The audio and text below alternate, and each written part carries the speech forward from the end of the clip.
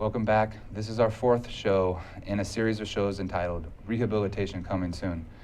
We have been discussing the mass incarceration practices of the United States, and in particular those effects on the state of Hawaii. I am Aaron Wills. I'm a William S. Richardson School of Law graduate and a paralegal and consultant for retired Judge Mike Towns' private mediation practice. The first week, we discussed the most successful prison system in the world with Bob Merce as he shared his experiences visiting the Norway prison system. On the second week, our guest was Dr. Mida Chesney Lind, who discussed a wide range of topics, ranging from our current jail populations here in Hawaii to some simple solutions to help reduce our prison populations of nonviolent offenders. Last week, we discussed the family dynamics of children of incarcerated parents with Stephen Morse and Kukuna Yoshimoto. And our topic this week will be considering the specific factors and/or statutes in the criminal justice system that contribute to mass incarceration in the United States. Our guest today is Susan Arnett.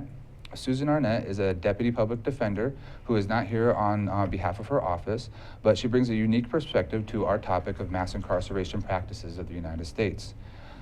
Susan grew up in Hawaii and is a proud graduate of Hickam Elementary, Ali Moanu Intermediate, Kalani High School, and the University of Hawaii. Her JD is from the Catholic University of America.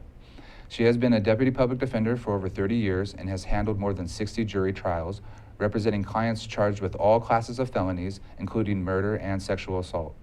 She has written briefs and argued before the immediate courts of appeal and the Hawaii Supreme Court. She served as a supervisor of the Maui PD office from 1997 to 2001 and has been a felony trial supervisor in the Oahu office since then. She has been in charge of the annual public defender seminar for over 20 years, which trains 60 to 70 attorneys statewide in legal and trial skills. From 2003 to 2007, she served as faculty for the Institute for Criminal Defense Advocacy in San Diego, California, where she lectured and critiqued attorneys in small group skill exercises. She taught appellate advocacy as an adjunct professor at the William S. Richardson School of Law from 1997 to 1998 when she moved to Maui. She has been a lecturer in law with the Hawaii Innocence Program at the William S. Richardson School of Law at UH since the inception of the program in 2005. She holds state records in powerlifting for her age and gender and weight class, and we just want to thank Susan for coming to the show. Hi, Susan. Hi. Well, Susan, as I tried to kind of set it up, we've been talking about, basically the problems with the way that the laws are written, and what we are calling the mass incarceration practices of the United States, particularly how they're affecting our state, the state of Hawaii. So we'll just start this off real simple. Is there a problem with incarceration in Hawaii? Yes.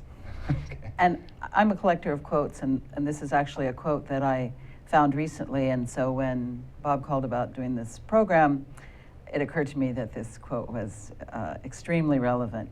And it's a quote from what anyone would describe as a very conservative lawyer, and it says, "We must accept the reality that to confine offenders behind walls without trying to change them is an expensive folly with short-term benefits, winning battles while losing the war. It is wrong, it is expensive, it is stupid." And that was stated by Warren Burger, former Chief Justice of the United States Supreme Court. So if former Chief Justice Burger came to that conclusion, it's clear that we have been winning battles while losing the war. We keep incarcerating people. They're not coming out rehabilitated. In fact, in Hawaii, they're coming out with sort of more hurdles than they should have because so many of them are incarcerated on the mainland. So they've essentially lost their family contact. Even if there's family that love them, they haven't been able to see them over that period of time. Right. Phone calls are difficult. So the tie is definitely strained, not to mention ties with every other aspect of the community. Right. It's a huge problem in Hawaii, and we're not effectively dealing with it. Right. Just to go into a little bit what you were talking about there, there's 1,500 of our prisoners right now, as you know, being housed in the Saguaro Correctional Center in Arizona. That distance that you're speaking about is about 2,500 miles from Hawaii. And I've written a paper about this in law school, and The biggest thing that's eye-opening to me is when you think about that, there is no other country in the world and no other state in the United States that when you're convicted of a crime that they transport their prisoners to over 2,000 miles away to actually do their time. And as you were trying to say, that they lose their family contacts. If it's say a low-income family, there's no way that they can afford to actually go and visit their families on a regular basis. And that creates a huge problem because when they come out, they're not connected to their families, they're not connected to the community. They're actually worse off than when they went in. Well, one of the problems is that there's this idea that we have to prosecute the people who are committing crimes and protect the community. And so folks are generally in favor of laws that call for more mandatory prison, less discretion for judges to give people probation, and they're not really worried about where people are serving their time. But the reality is that these short-term benefits that people see in that way, okay, he's off the streets, he won't be committing more crimes for this period of time. Well, in Arizona, it costs less per day, almost half less per day than it costs to house in Hawaii.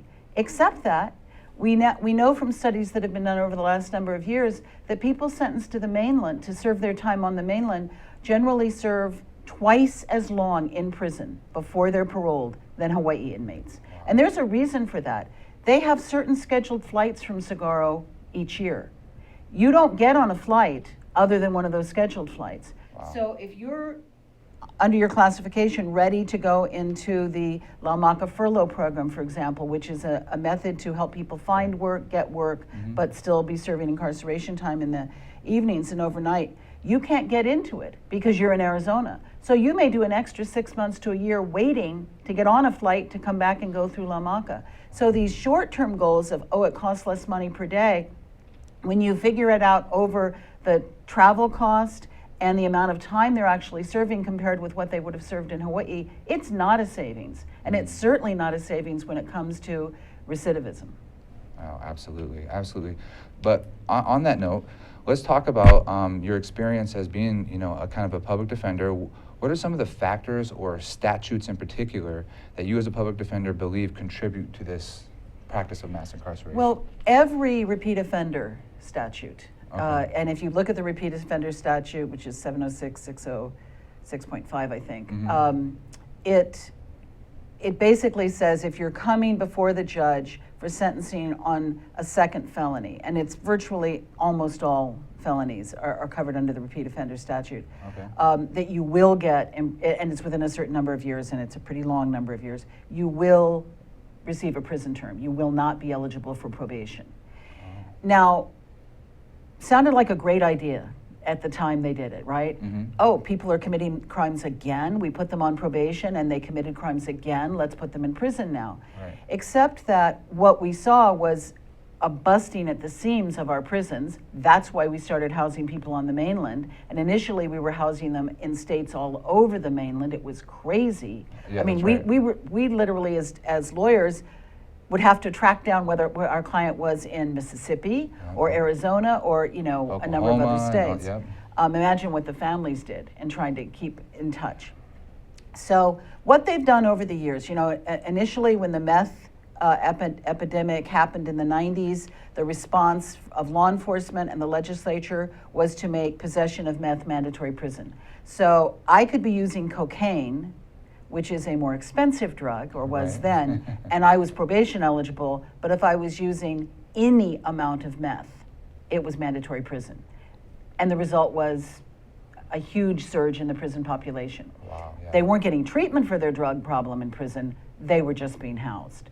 So then the legislature was persuaded to change that and and remove meth from mandatory prison just in and of it being meth. Okay. They've slowly done that with certain other offenses. Now, for certain property offenses, for certain drug offenses, you can be eligible or shall be eligible for probation in certain circumstances. Okay. But still, a second felony can trigger repeat offenders, certainly a third. And you have people shoplifting, and if they shoplift an item worth $301, that's Yeah. a felony. That's right. And our statute for defining a felony by the value of the item taken hasn't changed in so many years, despite the fact that the cost of living has gone up, that everything has moved up except that dollar amount. And we, again this year, made it an effort, not we necessarily in my office, although we supported it, but many in the criminal justice system, to change that, to up the amount from $300. But it's still a question of whether that will even pass this year. So we still have this mentality that let's throw them all in jail, let's get them off the street, and we're not looking at the long range of let's get them rehabilitation, let's have them not be recidivist offenders, let's get them to be tax-paying citizens, so they're contributing and not just using up tax dollars of other people. Right. Well, I wanted to go back to something that you did say, and I heard you mention this. What are your feelings about statutes that force mandatory minimums and then deprive the judges of the sentencing discretion like that you mentioned? It's funny because I happen to think that we have a pretty excellent selection process for judges. And I say that even though I don't like all the judges. But we go through this heavy vetting. They really have to be at the top. They're subject to legislative approval, and yet we then don't trust them to look at the individual person in front of them, all the aspects of that person's situation, and decide what an appropriate sentence would be. And the crazy thing about that is, in my office, because I prepare the arraignment calendar twice a week, I have to research the history of the offenders who are they're not offenders yet, the defendants who are charged. And some of them are children and grandchildren of offenders. Oh, right. So what exactly was their opportunity not to go into this area? Probably way less than the kid at Kalani, whose parents have been professional people and possibly even their grandparents, et cetera. So a judge should be allowed to take those kind of factors into consideration. Okay. Sometimes someone is the most motivated for help when they're looking at the most serious consequence. Yeah, I agree. And we don't provide them with that help at that point. We put them in prison. And they won't be eligible for the services that they desperately need until they're way down the line closer to parole.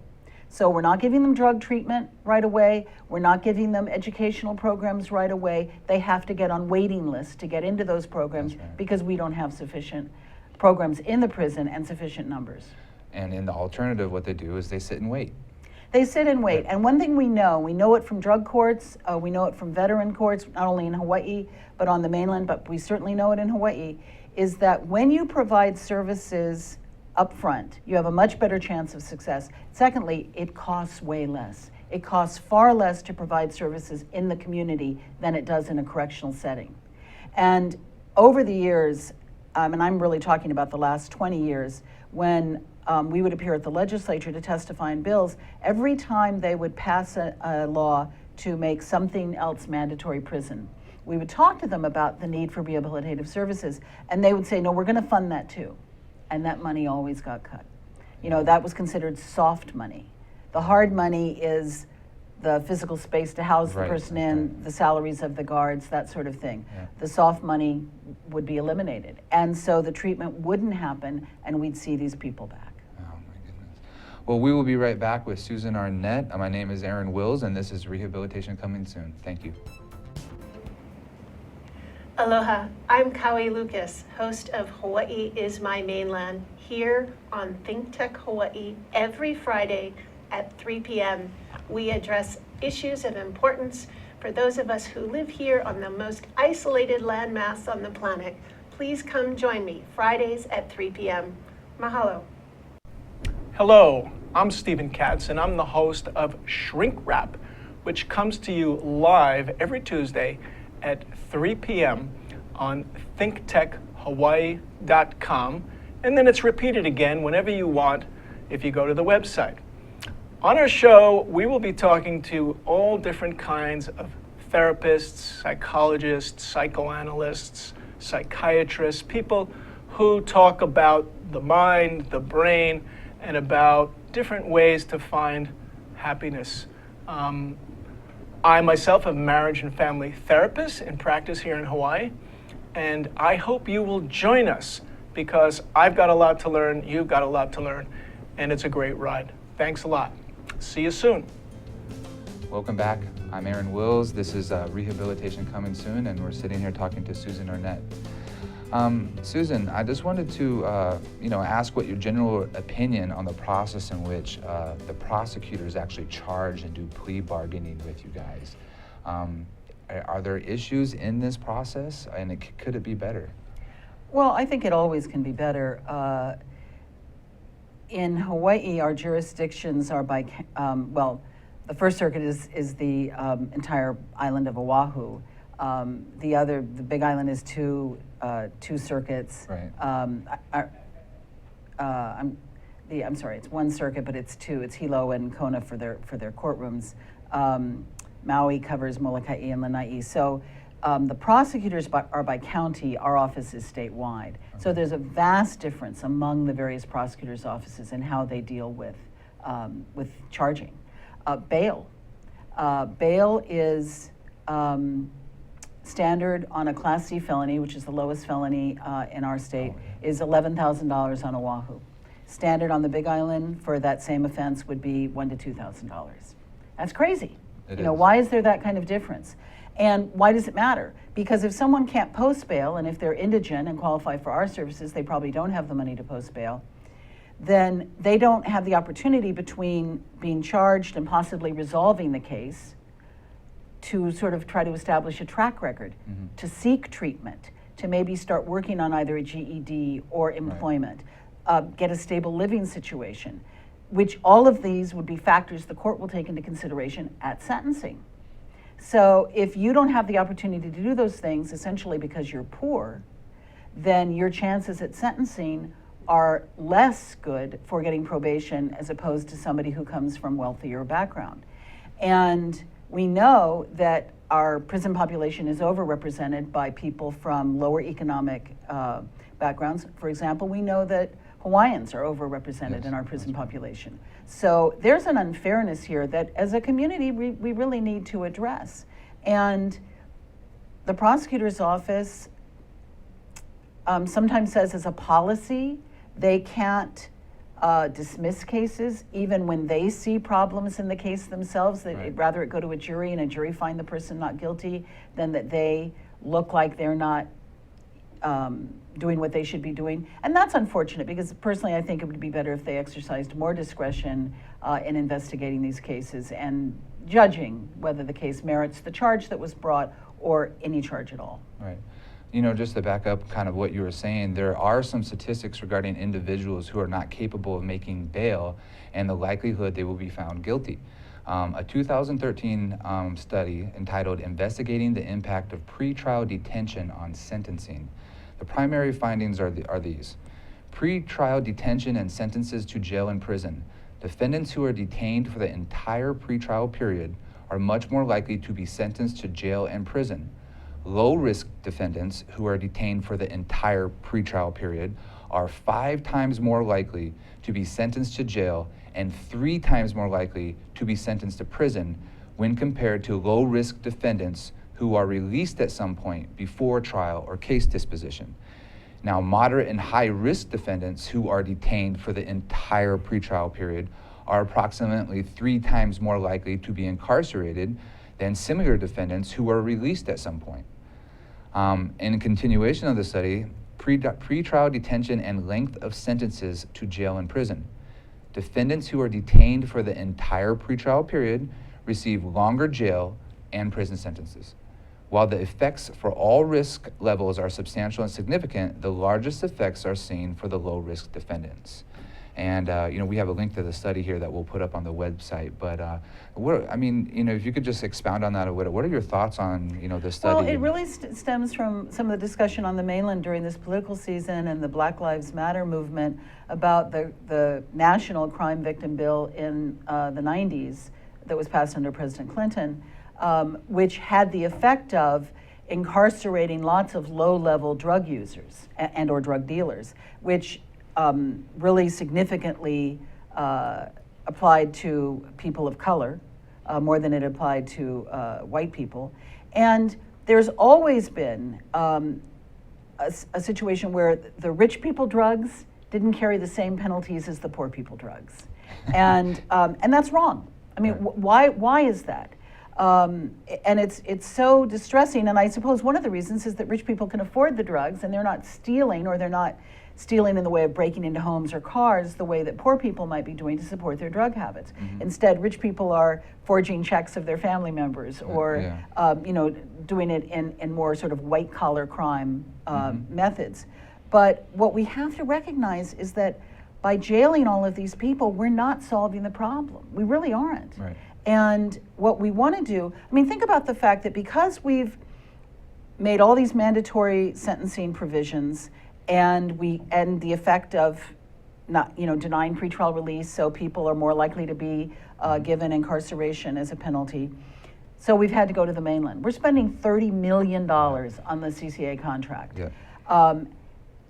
That's $30 million that could be spent in Hawaii. If we built the facilities we need in Hawaii, that's construction dollars for Hawaii. That's jobs for Hawaii. That's not only jobs constructing the prisons, that's jobs staffing them. That's jobs for professionals, psychologists, social workers, drug treatment personnel, to provide the services for these people. All of these are resources that could be done here in Hawaii that would both, all of those workers would then be paying taxes into our system. They'd be able to buy homes. Their kids would more likely stay in Hawaii.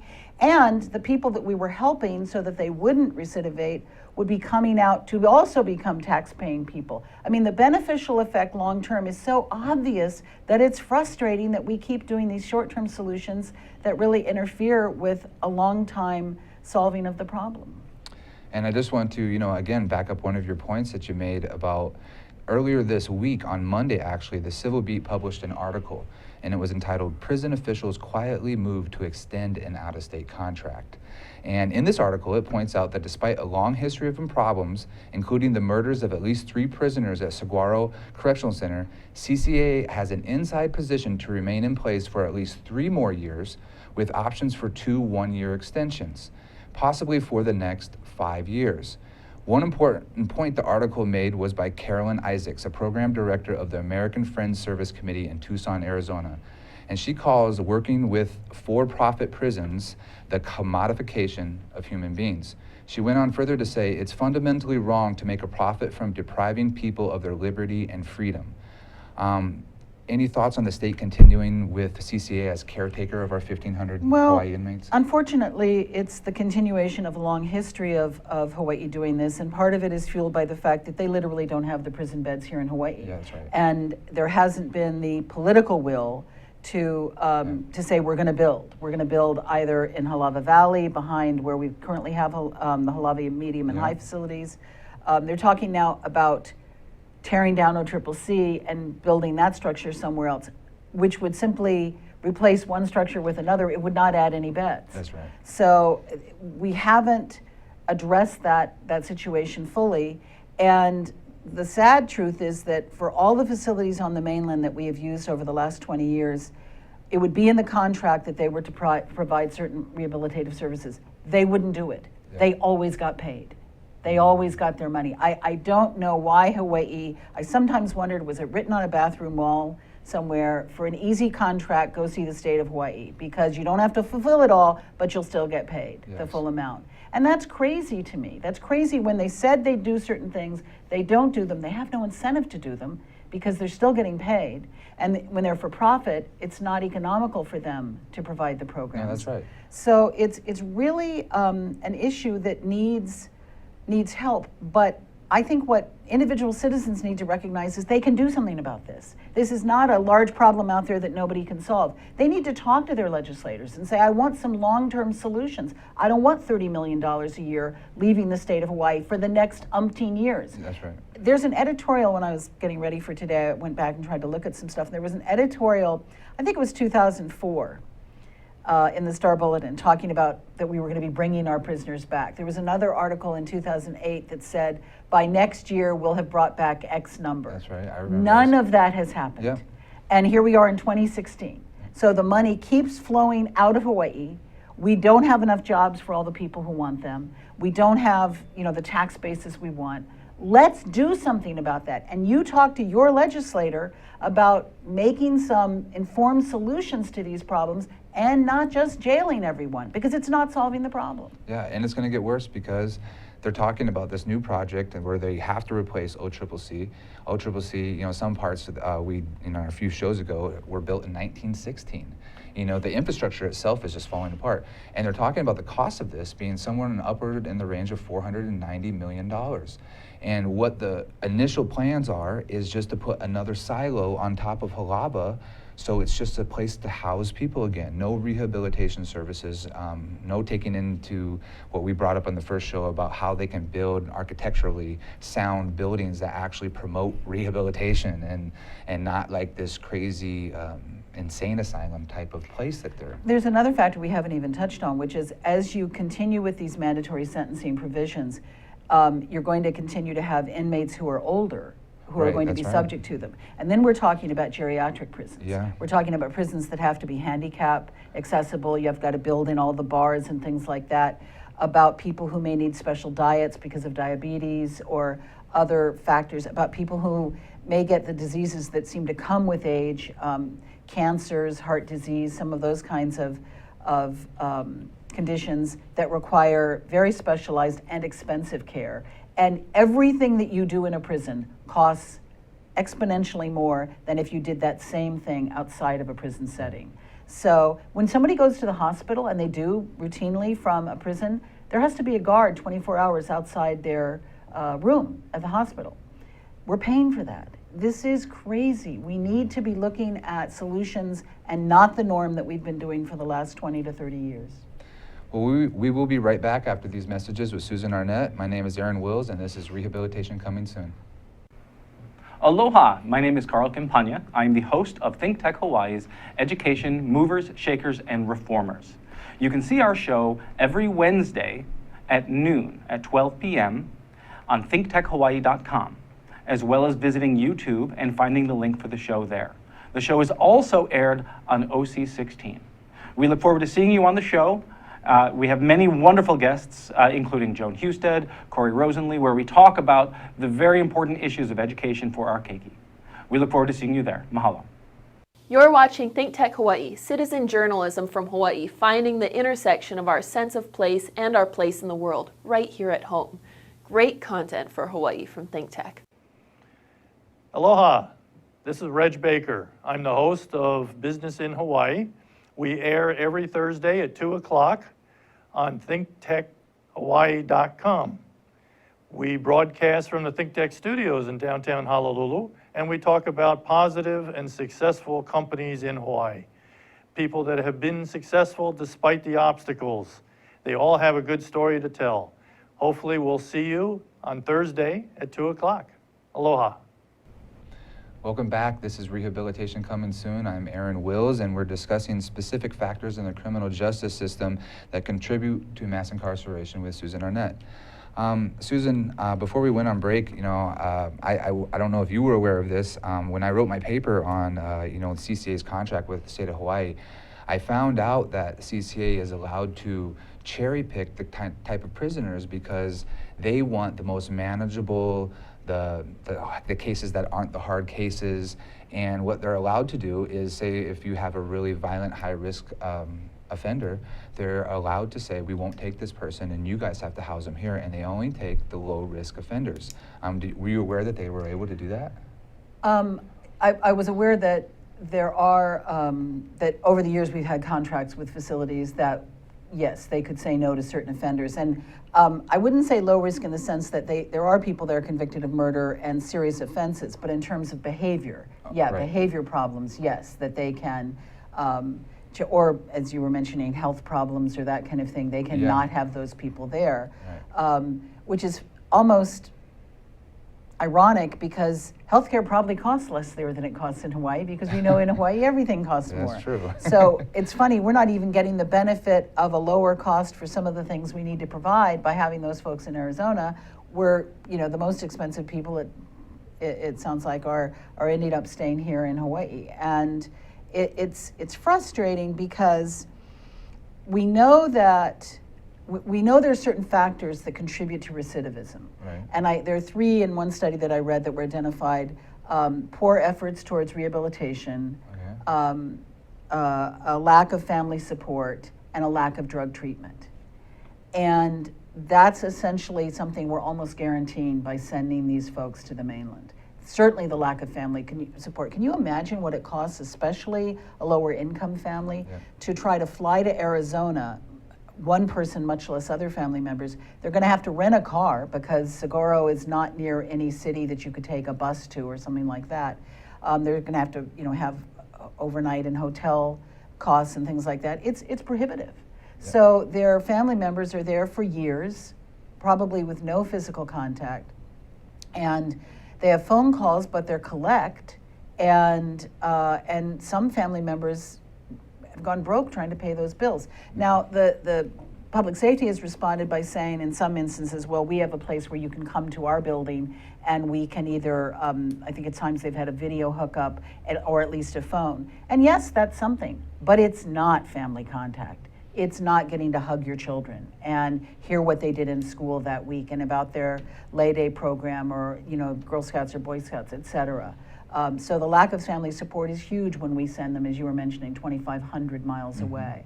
It's a crazy idea. It's not just Hawaii that has this problem. It's across the U.S. mainland. But why are we waiting for other places to solve it? We need to solve it for ourselves now. Right, I agree. I wanted to jump to kind of a different subject within the same subject. You did mention this a little bit before, but do you see any difference in how people of different ethnic backgrounds are treated in the criminal justice system? I mean, it's obvious since we've went to law school, you kind of see it written on the wall, but can you explain that a little bit to us, how you see what actually is the difference between someone going in who has an ethnic background and how they're treated? I would say the lower you are on the economic strata, the more likely you will not be treated as well as someone higher on the economic strata. And we know that traditionally it's different ethnic groups that form that bottom group economically. The most recent group has been Micronesians. Yeah, that's true. And there was actually a reported case, it was in... Sorry. No. Technical difficulties. Yeah, it was reported in the spring of last year where a judge actually said, "You people," in sentencing a Micronesian. Okay, I remember and that. And the judge meant it if you're going to be racist, in the best possible way, in trying to be, you people need to abide by the rules that are here and da-da-da-da-da. But whenever you start thinking of a person as not him or her, but part of some larger group that you're thinking negatively about, then that's a really bad thing and needs to not be part of the system. And I think it has been traditionally, there are very good judges, and I think there are judges who try very hard not to do that, but it's what you were saying before. If you come from a lower economic background, you're not going to be able to make bail, you're more likely to be in custody, that's going to hurt your sentencing chances, you're more likely to be incarcerated. It's the effect right down the line, and it ends up having racial implications. Okay. We're going to take a short break, and we'll be right back with Susan Arnett. Aloha, my name is Josh Green. I'm a senator from the Big Island. I work in the ER there. But on Tuesday afternoons, I get to come and spend 45 minutes to an hour with Jay Fidel and the Think Tech staff. They're terrific professionals. They help us to bring some of the leading cutting-edge topics here across our state to you. So you can join us at our show on healthcare in Hawaii to talk with leaders from across all the spectrum of health in our state, or you can join us for any other show where we talk about economic development or tourism or some really eclectic programs too. So really, we'd love to see you here on our show. Thanks for joining us and thanks for supporting us. Welcome back. My name is Aaron Wills. We are here with Susan Arnett, and this is Rehabilitation Coming Soon. Susan, I know you're involved with the Innocence Project, and I just wanted to ask you real quickly, have people who were innocent been convicted of crimes here in Hawaii? Yes. Okay. Yes. And how many, do you know? Off the top of your head? No, I don't know. Okay. I mean, we don't know. We're That's still true. investigating That's cases. right. We know that there have been some because we've had exonerations or people released from prison because DNA in one case, I think the defendant had served 18 years until DNA testing showed that he was not the person who committed the sexual assault. We've had cases that involve witness mistaken identification. We know that happens. There was actually yesterday in the news, if you go online, you can find it, a defendant who was released after serving 28 years for a a rape he did not commit. The DNA testing showed that he didn't commit it, and the victim in that crime still believes she identified the right person. So that's how strongly held a belief can be that that's the person who did it. And if anyone's interested in this topic, they should go pick up a book called Picking Cotton. It's a wonderful book. I actually wrote down the author's name. Jennifer Thompson and Ronald Cotton wrote it. Jennifer Thompson was raped at knife point in her home, and she identified Ronald Cotton as the man who did it. And he was convicted. He served 11 years in prison before DNA testing exonerated him. And she was simply astonished that she could have identified the wrong man. And 10 years after he was exonerated, they met. And they have spent the rest of the time since they met. They wrote the book together. They go around the country speaking about the dangers of mistaken identification. Wow. And what it can do. And there are things you can do in Hawaii to help with that, but we've had a really hard time convincing law enforcement to use some of those techniques that help identification be less likely mistaken. I want to make the point that we're glad police officers are out there. We want them there. We want them protecting us. They have a very hard job, and they have a job that puts their life at risk at times. So the fact that the mistakes are made is understandable. We just want to catch the mistakes. Yeah, and that's one thing that the Innocence Project does is nationally. And the New York, which is where it began, they've had, I think to date, I wrote it down so I'd get it right, 341 DNA exonerations. And of those exonerations, I think it's roughly 75% involve mistaken identification. So, yeah. Now, I know when you watch these cases, you always see, like, and then right after they get released, they're suing the state, you know, and then they get big payouts. Is that mandatory? How about the state of Hawaii? Like, some states have passed laws that give someone something per year for the amount of years they were wrongly incarcerated. Okay. Some are 10,000 a year, some are way larger than that. Hawaii has no provision for that. And there's been an effort for Hawaii to make a provision for that because, I mean, if you think about it, you've taken 18 years of earning power away from someone. Yeah. They're coming out into a society that has cell phones, where people communicate by computers. I mean, all of this is foreign to them, so the adjustment to that, many of them can't get jobs. They don't have the training or education for jobs, and the jobs they can get are very low paying and are not going to contribute to a retirement program for them, that sort of thing. So I think it's not inappropriate for the justice system to compensate these people for what was done to them. and, you know, but kind of put it frankly, $10,000 is ridiculous for a year of incarceration. I mean, I would think it would have to be up in the range of an actual salary that you would have missed out on. I don't disagree with that, but you'd be surprised how hard it is even to convince people for $10,000 a year. Wow, that's crazy. And, you know, that requires an exoneration, and all of these people don't have what's legally called an exoneration. Sometimes a judge tosses out their convictions saying, oh my goodness, this is evidence that the jury should have had. State, you can retry them. Right. And the state says, well, we're not going to retry them, but we still think you did it. So is that an exoneration? So it's a complicated area with complex issues, and it's going to continue to be addressed over the next years, many years. But we do know it happens. We do know people are wrongly convicted, and innocence projects around the country are working to try to address those people. Well, let's close with this. What do you think regular citizens can do to be a part of the solution to this problem? I would really encourage folks to go online to look at some of the things. You know, you're going to have some links on your website, and to talk to their legislators. They need to not be so afraid of having prisons built on their island or, you know, in their area. I understand why some people feel, you know, Kalihi has been targeted more than Kahala, and yes, it has.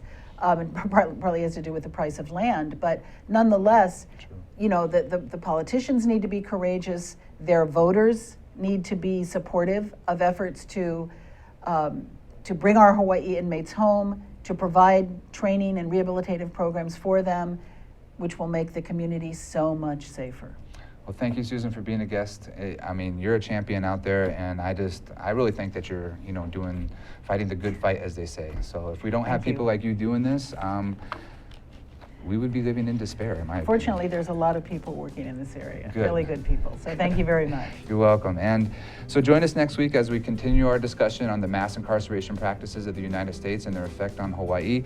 And stay tuned, because coming up next is Sustainable Hawaii with Kirsten Turner.